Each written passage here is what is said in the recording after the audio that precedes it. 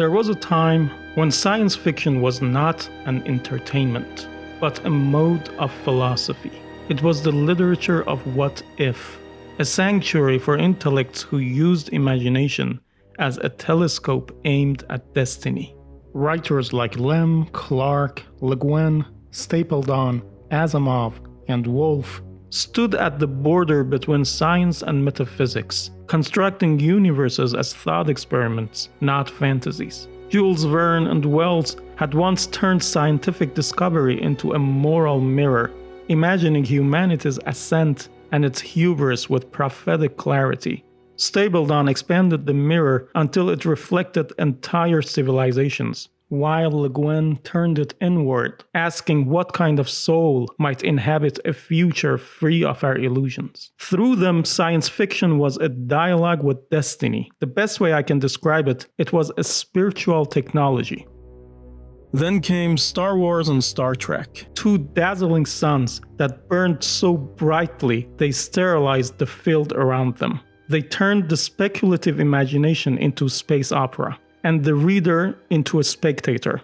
From that moment, the genre ceased to ask questions and began to repeat answers. The first betrayal was aesthetic. Science fiction had always been an art of ideas, yet the new cinematic form replaced the laboratory of the mind with the theater of the eye. Where Lem's Solaris explored the impossibility of understanding the alien, Star Wars presented the alien as a man in a rubber mask. Where Clarke's childhood's end confronted transcendence and human evolution, Star Trek offered moral parables wrapped in technobabble. Where Herbert's Dune warned of messianic politics, the franchises glorified the hero myth with merchandising rights. The cosmic became cosmetic. The result was a profound simplification. The cosmos shrank to a thin line for heroes and villains. Therefore, when speculation was replaced by choreography, science became decoration and technology became magic. The public,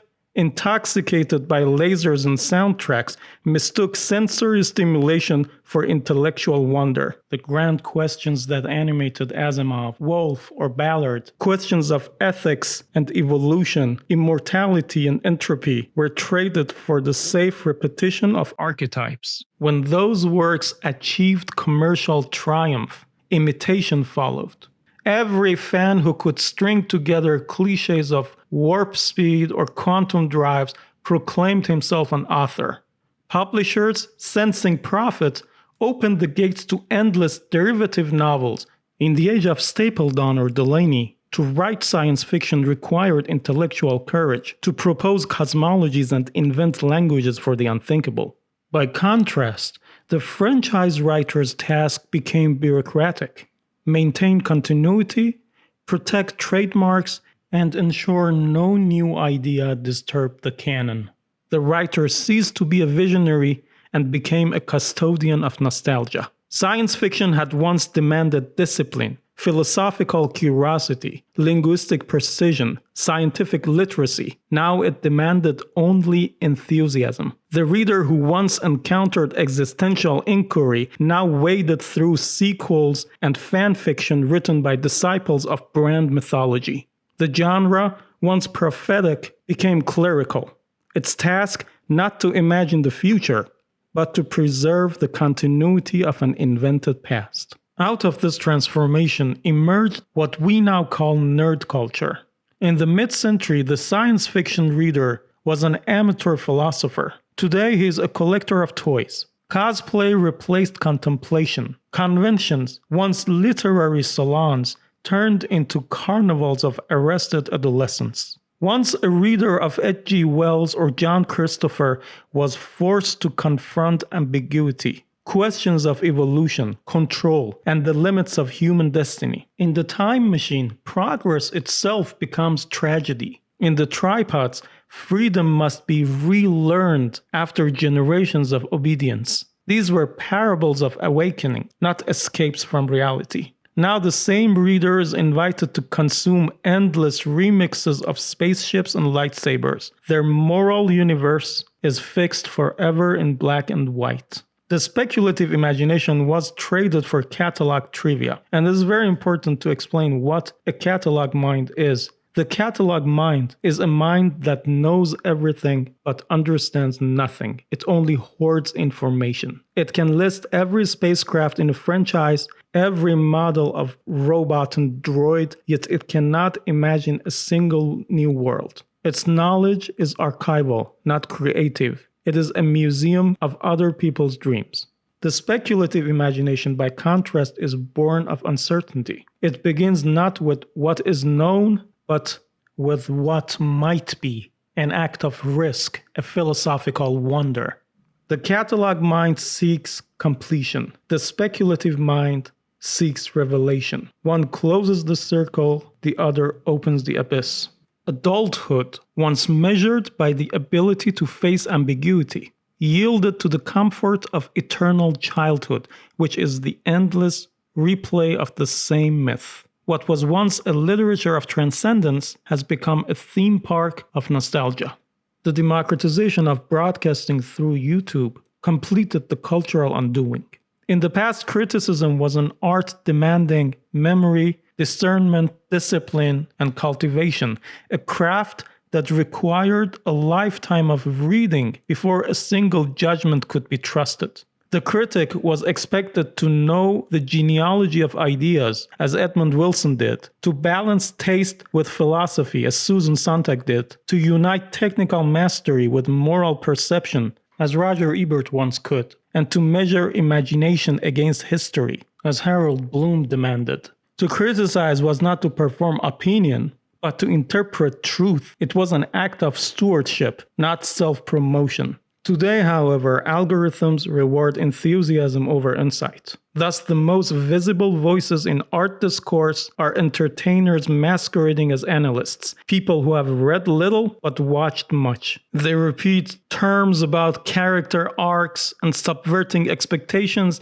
using terminology like props in a school play. And the worst part is that these voices have learned the power of alignment. When outrage becomes profitable, criticism becomes warfare. Bands of self-appointed commentators now form around political identities from across the spectrum, attacking artists not for the poverty of their ideas, but for the disobedience of their beliefs. The result is not dialogue, but dogma, multi-pronged digital assaults in which every film, novel, or game is judged by its ideological compliance rather than its vision. Each review becomes a ritual of purification, a chance to prove loyalty to a tribe rather than to truth. And once a misinformed video gets traction, it breeds imitators. The algorithm rewards anger and certainty, so every hack with a microphone imitates the tone, structure, and slogans of the successful one. What follows is a culture of recycled hostility, where hate is algorithmically optimized and bias mistaken for bravery. In such an economy, misunderstanding is the product. Meanwhile, the studios and publishers learning to play the same game are drinking from the same poisoned chalice. They seed their own critics, some through direct payments, others through early access and exclusive interviews. Thus, the conversation itself becomes a controlled performance, a theater of bought sincerity. The public, trapped between fanaticism and advertisement,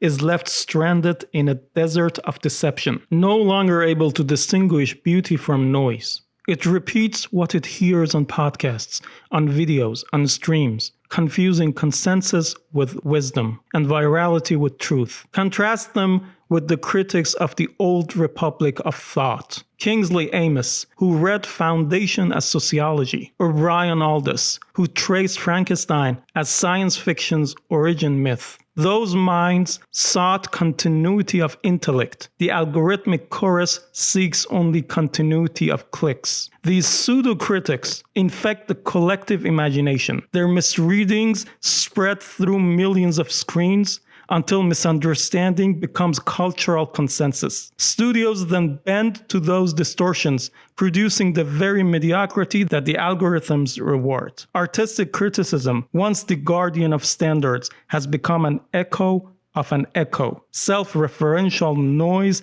guiding billion-dollar industries. For the artist, this world is a trap. To resist the noise is to vanish. To conform is to perish by dilution. And it is the most tragic of choices. To vanish is to remain faithful. To swim alone against a tsunami of imitation. To craft something original, knowing it will likely go unseen, unread, or algorithmically buried. The artist who vanishes does not fail. He simply disappears in a culture that no longer knows how to look. To conform, on the other hand, is to survive in name only. To surrender vision to visibility and originality to trend. It is to become one of 1,000 mimetic echoes repeating the same safe melody until even the sound of truth is forgotten. In such a world, the artist is punished either for his silence or for his sincerity. There was a time when universities stood in open dialogue with imagination. Professors lectured on Wells as the conscience of modernity, on Stapledon as the philosopher of cosmic history, on Asimov and Le Guin as cartographers of moral and social possibility. Seminars debated psychohistory as a model for civilization, the left hand of darkness as anthropology, Star Maker as metaphysics. Science fiction was not merely read, it was studied as an intellectual compass pointing beyond the horizon of the known. But as spectacle conquered the genre, academia recoiled. By the late 20th century, when Star Wars and Star Trek transformed speculation into entertainment, the scholars withdrew behind conference walls. They spoke to each other in dialects the public could no longer understand. Criticism became a closed language measured only by citation. The public, deprived of thinkers who once bridged knowledge and wonder, turned instead to the noise of fandom and marketing.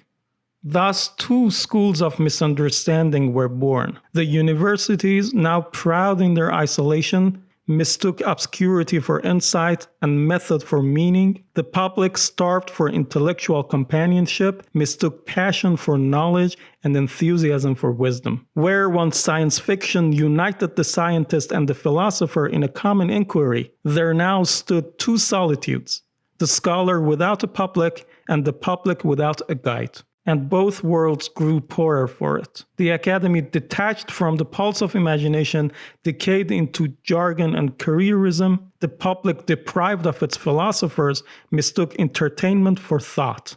And so the dialogue that once carried civilization forward between idea and image, theory and myth, fell silent. To the genuine reader of science fiction, these franchises are unbearable precisely because they are small. Having traversed the imaginative ranges of Ellison, Zelazny, and Gibson, one returns to Star Wars or Star Trek as to a nursery rhyme performed in an opera house. In Solaris, the alien mind is an ocean that reflects human guilt. In A Princess of Mars, desire itself becomes transcendence. In 2001, A Space Odyssey, evolution becomes a cosmic metamorphosis. In City and the Stars, civilization meets eternity and chooses imperfection over a perfect but hollow life. In Asimov, destiny is modeled like mathematics. In Ballard, apocalypse becomes psychology. In Butler, evolution becomes morality. These are acts of thought, not acts of performance. They risk comprehension, they alter the reader's being. But in the franchises, morality is static and conflict recycled. Their universes do not expand consciousness, they pacify it. To the cultivated mind, they are not exciting, they are exhausting, because nothing in them thinks. So where does this leave us today? What was formerly the most forward-looking form of literature has become a mirror of cultural regression. The West, which at its height imagined the future as a philosophical frontier, now imagines it as nostalgic repetition. A civilization that, in its golden age, wrote about transcendence, now spends its intellect maintaining franchises. This genre, in an earlier century of the mind, measured human thought against eternity. Now it measures brand loyalty against box office returns. The telescope has been replaced by a mirror, angled toward the audience itself. Science fiction was meant to teach humanity how to dream responsibly. Instead, it has become a sedative, a glittering consolation for a society that no longer believes in progress. Despite everything we talked about today, there will always be those who still read, who still seek the metaphysical horizon in books, not in franchises. They are few, and they stand in the ruins of a genre once meant to illuminate the human condition. To them, the great franchises are monuments not of triumph, but of decline, reminders of a time when imagination was traded for noise and wonder for merchandise. Yet from such ruins, new civilizations of thought can rise. Perhaps someone will read the actual works of science fiction again and remember that the stars were once questions, not backdrops. Perhaps someone will open these books and feel once more that trembling before the infinite, which no glamour can imitate. For the purpose of art is not to entertain the child, but to awaken the mind.